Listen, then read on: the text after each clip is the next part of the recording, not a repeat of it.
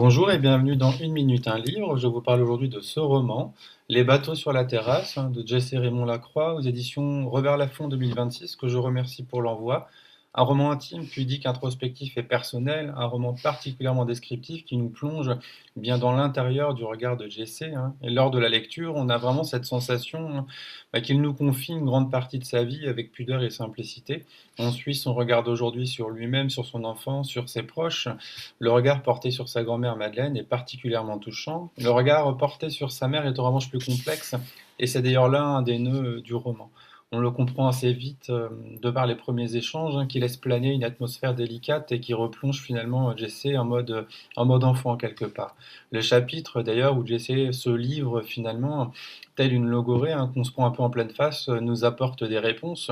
On comprend mieux, on comprend le harcèlement homophobe à l'école et les attentes de protection d'un enfant envers sa mère.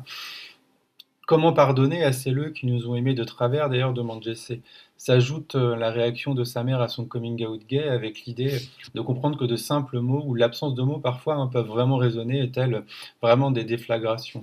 Alors il faut d'ailleurs se construire quand même, il faut poursuivre sa vie et un jour on a envie de dire les choses, un jour on recherche de la fierté dont on a besoin, de la reconnaissance, tels des facteurs de résilience. Et le livre interroge notamment ce que produit sur finalement un enfant devenu adulte, l'absence de protection là où elle était attendue.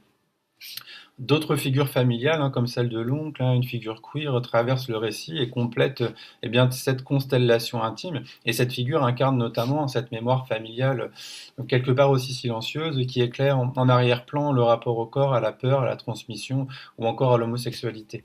Alors c'est un roman qui s'éloigne de la personnalité médiatique de Jessé. Le roman s'éloigne de cette image publique pour donner à voir une subjectivité plus fragile, plus fissurée et non performative. On découvre plutôt une personnalité très authentique avec bien des fissures, qui ne cherche pas d'ailleurs aussi à renvoyer une image lisse de sa trajectoire de vie. La démarche est plutôt confidentielle et doit être accueillie avec respect et bienveillance. L'écriture est fluide, limpide, sans jargon ni prétention, elle est aussi authentique. Alors c'est vraiment une belle découverte, une belle surprise. Je lis peu de romans, mais je ne regrette vraiment pas d'avoir pris le temps de parcourir ces quelques lignes. Les bateaux, pour terminer, sur la terrasse, deviennent finalement une métaphore des trajectoires de vie, du temps qui file, des échanges fugaces mais possibles, des promesses encore ouvertes ou encore d'un désir de liberté. Depuis la terrasse, un nouveau départ peut s'envisager. Depuis la terrasse, penser les vies d'autrui invite à repenser la sienne.